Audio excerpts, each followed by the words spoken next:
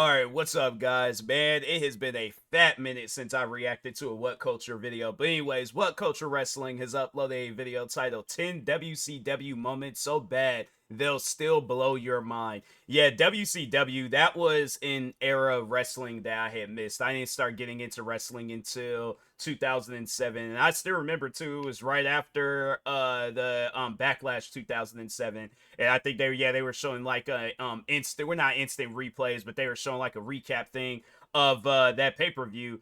And yeah, they just, seeing Prime Batista spearing Prime Undertaker off of a stage, and then the stage collapsing. Like, how old was I? I think I was either I was 10. I had just turned 10. And yeah, I was like, or no, I don't think I just turned 10. I think I was I was kind of like getting into the ropes of wrestling, but that's when I had like really started paying it. But I think I was either like 10 or 11. Well, it was between one of them two ages. I can't remember exactly when, but I just remember, I think, I was 10. Never mind. But anyways, regardless of my history with WWE, or wrestling, yeah, let's go ahead and see the history of WCW, because yeah, I would like to have seen, they should do a documentary, because they did kind of touch on it when they were doing that Mr. McMahon documentary, but they should do like a WCW documentary, just kind of like show like how it's got started. I mean, they did kind of talk on it there, but I feel like it was from Vince McMahon's perspective, like what was that conversation like, talking on, like, because I think then they say Terry Crews, like, he wrestled for WCW for a little bit. So yeah, man, I would like to see, like all that different stuff. But let's go ahead and check out this video. Make sure if you guys haven't, go subscribe to What Culture Wrestling. And with that being said, let's just be honest. Now that WCW is dead, and it definitely is, some of the awful moments are hilarious. They weren't at the time, but so much time has passed, you can't help but laugh. Yeah, I did. I remember hearing the gold title, that form of the World Heavyweight Championship, it did come from WCW. That was something that I never knew. I always thought it was a part of WWE. Because they was like, at one point, it seemed like they were constantly going through title design changes and stuff. So I did not know that. But anyways, but yeah, I was like, he even wrestled for a little bit. Dang, David Arquette. Yeah, I was like, because what the flub were they thinking? It still holds a soft spot in my heart, and I'll always want to talk about it. So hello, I am Simon from What Culture. Please do subscribe. And here's 10 WCW moments so bad they'll blow your mind. Number 10, WCW goes Montreal. I mean, promotions were still mimicking this in 2007, so it's no surprise just 2 years after the Montreal Screwjob, World Championship Wrestling couldn't help themselves. It just sucks that they made Bret Hart go along with it. Happening during the main event of Starrcade as the Hitman faced Goldberg. It doesn't get chatted about too much because, as you know, this was the night Bill booted Bret in the head and ended his career. Yeah. I can't say for sure, but I think Bret has most definitely spoken about this. However, the special guest referee was indeed Roddy Piper, and halfway through this nightmare, he just randomly called for the bell. Ruh-roh. Wow. Goldberg was in the sharpshooter too, and no, he hadn't submitted. And the worst part was the Washington fans had no clue what was going on. This sort of nonsense wasn't as well known as it would be today, and this was classic WCW management thinking they knew better. They didn't. This was the pay-per-view that was also meant to be as important as a WrestleMania, and they still pulled this. It beggars belief. Number 9, Lex Luger reads Vince Russo's mind. Here we go. Happening on the 15th of May 2000 Nitro, let us set the scene. The opening match was going to be Sting versus Vampiro in a House of Pain, which was basically a massive steel cage. Yes, WCW was that desperate. During this nonsense, Vince Russo also cornered Miss Elizabeth and told her later on that Medusa was going to kick her ass, when Lex Luger appeared disguised as a member of the ring crew. He dropped through the hole in the top of the structure and slapped the torture rack onto Medusa, but how on earth did he know this was going to happen? Nobody had hinted about it, there was no tease, so Lex had just dressed up on the off chance it would actually work out for him. So he was just hanging out. Russo had only just made the match too, so as ever, it was just WCW thinking everybody has to be a surprise, even when it makes no sense. 2 + 2 = potato. The irony of this, of course, is that if all you do is shock TV, nothing is a shock. These guys. Number 8, Hulk Hogan has supervision. Given that Hulk Hogan was part responsible for a huge boom in wrestling, it's amazing he thought it was a good idea to go along with some of this. I mean, even Stevie Wonder could see this was a bad plan. Look at this image, though. It is pitch black, right? You can see some lights, but if I told you to identify the wrestler stood at the top, you couldn't. If you tried, it would just be a massive guess. Well, Hogan was there to witness this and was even further away, and yet when he saw it, he just shouted out, "It's the wall, brother!" I mean, there is no flubbing way. This was the 27th of March 2000 Nitro, and Hulk was in the ring cutting a promo, and somehow could see the wall making a chokeslam gesture atop of this building. Which brings up point number 2. The hell is he doing? That's weird behavior. The fans' reaction makes this because they don't get it either and just start looking around, and it is so stupid, it would have been great if they had meant it. As you've already figured out, they did not. Number 7, That's Oklahoma's crazy. medical exam. Do not watch the 7th of February 2000 Nitro. It is offensive and in poor taste then, and it still is now. For some reason, Vince Russo and Ed Ferrara decided insulting Jim Ross would be a fine idea on WCW television, so they created a character called Oklahoma that even had Bell's palsy. I mean, what are you doing? This was definitely the low point because as the fake JR came to the ring, he was accompanied by Dr. Jeter as the pair laughed at the fact Medusa had breast implants. How nobody was fired for this, I don't know. It is bad people doing bad things. It truly is the worst of wrestling and saw fans tune out in their droves, especially the WCW audience. At their core, they always wanted straight up wrestling and instead... Yeah, it's like going after Jim Ross. He's somebody where I'm like, I might not know all that I need to know about Jim Ross, but that's something that I'm like, I don't care how much of a heel I like, let's say if I was like a professional wrestler or something, and or even a manager, regardless, if they had it where there's like, you gotta cut a promo and just go after everybody, go after Jim Ross, go after the referees, go after the camera crew, go after the fans and stuff, yeah, I probably would have did that. But Jim Ross, he's somebody where I don't know, like I probably would say something that just seems like it's not like being taken serious, like, oh, and Jim Ross, like, you're a horrible commentator, it's like you commentate my matches, you always criticize me. I think I would more so try to make it about me than about him, so at least it's like, okay, I'm not just outright attacking him and stuff, but it would be something where it'd be like in poor taste, but like written out poor taste, where it's like, oh, okay, like, yeah, that's something that you can say, like, I guess, like, if you're trying to cut like a good promo or something. But to go after him in a way where it's like, yeah, you're talking about like personal things, nah, that's something where I'm like, nah, I couldn't do that. They would give a nonsense like this, like going out for pizza and someone sticking a piece of glass up your ass. What? Then also talking about, yeah, the woman too. I'm like, yeah, that's one of those things. I'm like, again, wouldn't do it. I'm like, I think if anything, I just just cut a promo where it's like, okay, like I know I can say these things without having to answer for it years later. But anyways, move on.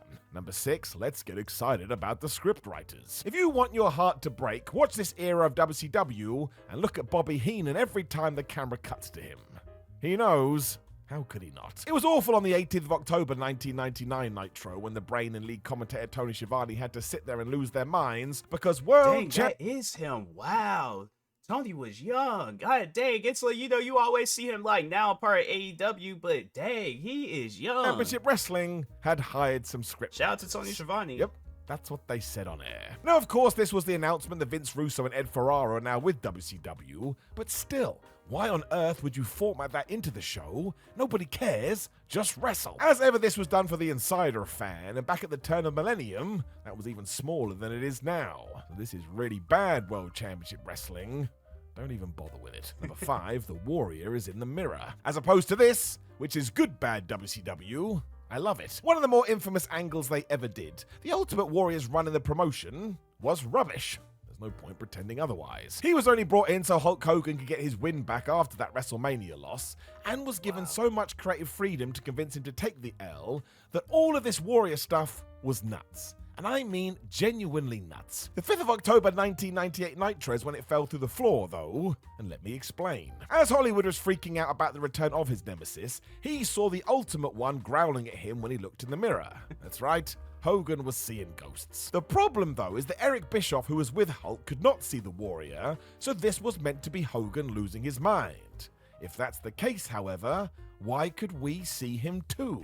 That's right. Production-wise, the real-life Jim Hellwig was shown on TV, so who actually was crazy here? Was it us and Hulk? Was it Bischoff? And furthermore, when the hell did the Ultimate Warrior get magical powers? The real icing on the cake is that the announcers also witnessed this. So who the flub knows? Classic right hand isn't talking to the left. I think if anything, they should probably did it where it was, well, I don't know. Like, I don't even think, like, if they did it in the fashion where it was like Hulk Hogan might have been like home or something, they could have possibly did it like that. I guess, like, if there was something I had to have changed about that, but or just make it seem like that, yeah, like they just overall we couldn't see him, but Hulk Hogan's like, yeah, he's hearing his voice, or he keeps like, like allude to the idea that he's seeing and hearing him in places and stuff, but only he can, but it's like we can't, I guess. I don't know. Like, I'm not no professional wrestling writer, but I think I would have went down that route. Hand stuff, but man, it's so funny. It is so bad. Like watching a cheap-ass B-movie. Number 4, Ric Flair in the psychiatric hospital. In April 2000, Roddy Piper was able to convince a psychiatric hospital to admit the Nature Boy, meaning a week later, we were gonna get some skits, and these were unbelievable. For some reason, the actors WCW hired as extras were told to ham it up too, so it's embarrassing, and the jokes just range from insensitive to wildly inappropriate. During all this, the nurses get perved on constantly too. It sucks so bad. I dare you to load these up and watch them because your head will fall on the floor, and if nothing else, who was tuning into Nitro to see the king of wrestling have to do this? Nobody. That's who. This is the kind of stuff that ruins your fandom because it is totally unjustifiable. You want to kick the TV when you're finished. It is just the worst. Number 3, Goldberg and the script. This may have been the worst WCW storyline, and that is saying something. It was all down to the fact that Vince Russo was obsessed with talking about wrestlers not following the script, which is what he did with Goldberg on the 14th of August 2000 Nitro. For he marched into the ring with Tank Abbott and yelled at Bill, because you gotta use his first name, for not wanting to do his job. Not only did it just tell the audience that what they're watching was all fake nonsense, but it made Goldberg look like an idiot. Once again, fans didn't know what was going on, and the end result was meant to be you thinking Tank and Bill were gonna fight for real. What that says about the rest of the show, I don't know. As ever, the announcers have no clue how to sell this, because if they went too far in either direction, it just exposed the core of wrestling. To this day, it was only designed for one person, and as cliched as it is, it would be like Brad Pitt killing a guy in a movie when he turned to the camera and said, "Hey, don't worry, he's not actually dead." Thanks, Brad. Thanks. Number 2, Vince Russo. I mean, like, that's something that I've thought of, like, for as long as I've been a wrestling fan. Like, I think I would have tried to write out a story where it's like it comes off as like unscripted, but still like, having it where it's like, because they kind of do that now and things. I just think that they're a little bit more strategic with the writing out part of the story and stuff, so they don't have it where it's like they're constantly letting us know, hey, this was like an scripted storyline and stuff. But yeah, it's like just have it where it's just, like if I had to pin up 2 wrestlers where it's like, John Cena, he says something that like goes like too far against Randy Orton, and then Randy Orton, it's like he snaps, goes crazy, and then Triple H so like stuff like that, like things that we see today, but like have it where it looks realistic, but we know like, hey, it's just these guys are just really good at storytelling. But anyways, so wins the world championship. When Vince Russo first arrived in WCW, do you know what he said? "This isn't about me, bro." That was not true. Because not only did he book himself as an on-screen character almost instantly, but on the 25th of September 2000 Nitro, he took on Booker T in a steel cage, and yep, he won the big gold belt. Forget David Arquette, this was bottom of the barrel stuff. There was a dumb finish naturally, as Vince only achieved this when Goldberg speared him through the structure, meaning Russo won on a technicality, but still, why was he even in this position to begin with? He didn't even get beaten for the title as he relinquished it on Thunder a few days later, and his reason was the fact he wasn't a wrestler, so how could he defend it? Well, if that's the case, why the flub were you in a match? Poor Booker T was the guy that had to try and save all of this, and boy does he try. Nobody could have helped though. We weren't writing to ensure we had a good TV show.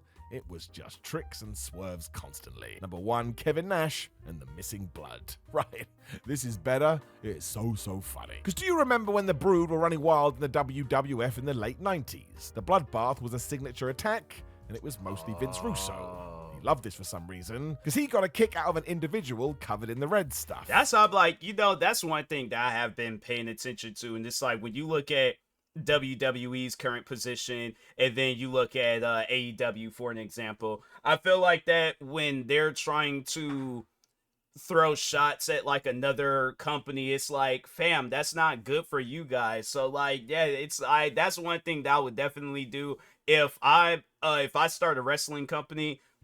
I'm going to make it seem like that other companies don't even exist. I'm like, no, like a wrestler's history, all that stuff. Like this is like, you signed to my business, you are starting from scratch. There ain't no like, oh, like we've been going at it for all this. No, we're not having no mentions of It's either, if we do mention them, it's because it's a company that I want to work with. Like I'm not going to be throwing shots at them and stuff. I'm like, hey, yeah, they wrestled for companies like WWE, TNA, AEW and stuff like that. But it's like, we're not here to, I guess, like try to like fight with the competition. It's like, it's like, I just want to make sure of it that we put on a good show for the fans, because at the end of the day, that's what they overall care about and stuff. And that's why you see where things like this ends up. And here's the thing, I guarantee and I promise you, if we look up one day and AEW is no longer a show, I promise you a video like this, if not, if it hasn't already, a video like this about AEW will come out, because they've done stuff like this. And it's like,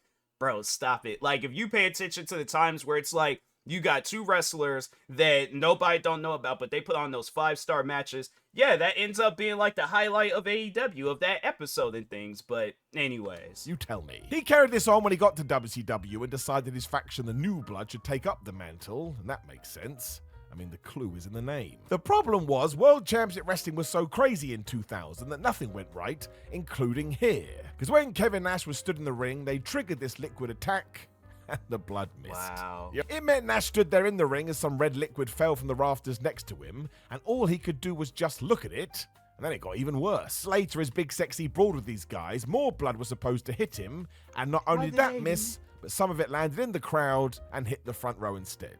Wow. This is amazing. It's just amazing. Whether or not such people were compensated, I don't know, when really, if you were going to WCW shows around this time, you should have expected this. I mean, they probably couldn't have even drunk a glass of water, right?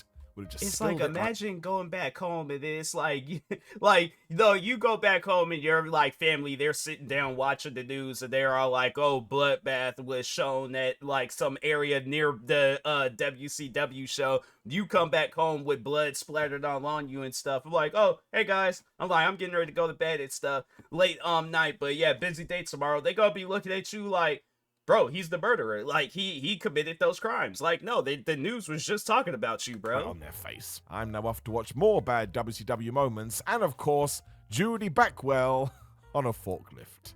20 years later, and I will never ever understand. Yeah, it just seemed like that WCW, it was all over the place. But when you talk about it like now, it is a part of wrestling history. So it's one of those things where it's like, yeah, they had some cringy moments, but you see where it elevated a lot of different wrestlers. I feel like if it wasn't for WCW, there probably wouldn't be some wrestlers in the position that they're in right now. So but anyways, yeah, that was a pretty good video. Shout out to What Culture Wrestling. Make sure if you guys haven't, go subscribe to him. Subscribe to me too. And I'll talk to you guys later. Thank you guys for watching, and peace.